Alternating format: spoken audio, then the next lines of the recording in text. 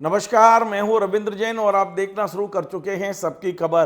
क्या मध्य प्रदेश के शासकीय और अशासकीय स्कूलों में राजनीतिक दल के जो पॉलिटिकल पार्टीज हैं उनके छात्र संगठन स्कूल के क्लासरूम में बैठकर आपका सदस्यता अभियान चला सकते हैं?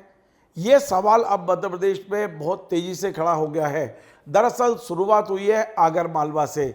आगर मालवा में पिछले 3-4 दिन में जो हुआ है वो मैं आपको क्रम से बताता हूं और इसका असर पूरे मध्य प्रदेश में पड़ने की संभावना है। दरअसल एनएसयूआई जो कांग्रेस का छात्र संगठन है, एनएसयूआई के राष्ट्रीय महामंत्री हैं अंकुश भटनागर, जो आगर मालवा में रहते हैं, उन्होंने कलेक्टर को एक ज्ञापन दिया था और उन्होंने कहा था कि स्कूलों में शैक्षणिक गतिविधियों के अलावा खेलकूद और रचनात्मक कार्य के अलावा कुछ नहीं होना चाहिए, यानी वहाँ राजनीतिक गतिविधियां नहीं होना चाहिए।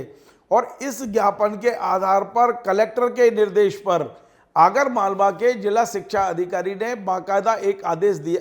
उस आदेश की कॉपी मैं स्क्रीन पे दिखा रहा हूँ, जिसमें उन्होंने लिखा था कि किसी भी स्कूल में किसी प्रकार का कोई राजनीतिक कार्य नहीं होगा, केवल और केवल शैक्षणिक गतिविधियां होंगी।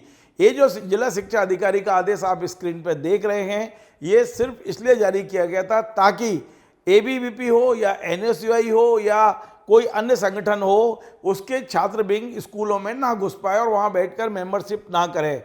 लेकिन जैसे ही जिला शिक्षा अधिकारी ने ये लेटर जारी किया, उसके अगले दिन यानी कि 20 तारीख को एबीवीपी के जो संगठन मंत्री हैं लोकेश गबली, उन्होंने एक प्रेस नोट जारी किया और कहा कि हम 21 तारीख को जिला शिक्षा अधिकारी का पुतला जलाएंगे और लॉ एंड ऑर्डर की स्थिति बन जाएगी। इस तरह की बातें आने पर जिला प्रशासन घबरा गया।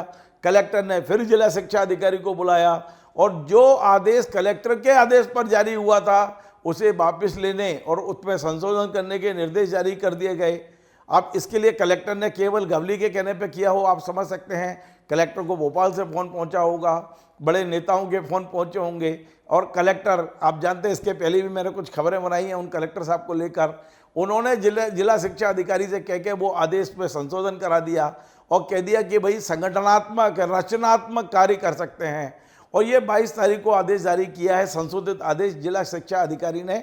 अब जरा इस आदेश को देख लीजिए, मैं स्क्रीन पे बता रहा हूँ। एक आदेश जारी किया था कि भाई गतिविधियां नहीं होंगी, दूसरा आदेश जारी कर दिया गतिविधियां होंगी। और इस आदेश के साथ ही एबीवीपी अब आगर मालवा के सरकारी प्राइवेट स्कूलों में क्लासरूम में पहुंच गई हैं और क्लासरूम में बैठकर वो बाकायदा 2-2 रुपए की रसीद मेंबरशिप की काट रहे हैं। बच्चों से कहा जा रहा है कि ऐसा दिखा के फ़ोटो खिंचवाइए। आप देखिए ज़रा फोटो पे किस तरह एबीवीपी वहाँ अपना सदस्यता अभियान चला रही है। हमें इस पर कोई आपत्ति नहीं है, एबीवीपी करे या कोई भी करे, लेकिन ये गतिविधियाँ लगता है कि स्कूल कैंपस के बाहर होना चाहिए। स्कूल कैंपस के अंदर यदि हो रही है तो फिर राज्य सरकार को सभी राजनीतिक संगठनों की छात्र इकाई को ये छूट देनी होगी और वहाँ शैक्षणिक कार्य करने के बजाय राजनीतिक कार्य ज़्यादा होने लगेंगे। तो देखना होगा कि अब इस पर क्या निर्णय लेती है सरकार, क्योंकि आगर मालवा के ये जो 2 आदेश हैं, ये आदेश मध्य प्रदेश में कम से कम जो कांग्रेस का छात्र विंग है एनएसयूआई, उसके लिए तो बहुत ज़्यादा वो वरदान हो जाएगा। वो भी अब पूरे मध्य प्रदेश के स्कूलों में घुसने की कोशिश करेंगे, वहाँ अपनी मेंबरशिप मतलब जारी करने की कोशिश करेंगे, छात्रों को मेंबरशिप देंगे वहाँ पहुंचकर। तो ये जो मामला है कहीं ना कहीं राजनीति से जुड़ गया है। मध्य प्रदेश में बीजेपी की सरकार है, उनका छात्र संगठन एबीवीपी है, तो निश्चित तौर पर राजनीतिक दबाव में कलेक्टर ने आदेश तो दे दिया है, लेकिन इसके क्या दूरगामी परिणाम होंगे इस पर हमारी नज़र है। क्या एबीवीपी के साथ में अब एनएसयूआई भी उन स्कूलों में घुसेगी, वहाँ बैठ के मेंबरशिप करेगी, क्या होगा, हम इस पर नज़र बनाए हुए हैं। आपको हमारा ये कार्यक्रम पसंद आए तो आप इसे शेयर करें, लाइक करें, कमेंट करें और आपसे बार बार निवेदन है हमारे चैनल को सब्सक्राइब अवश्य करें। धन्यवाद।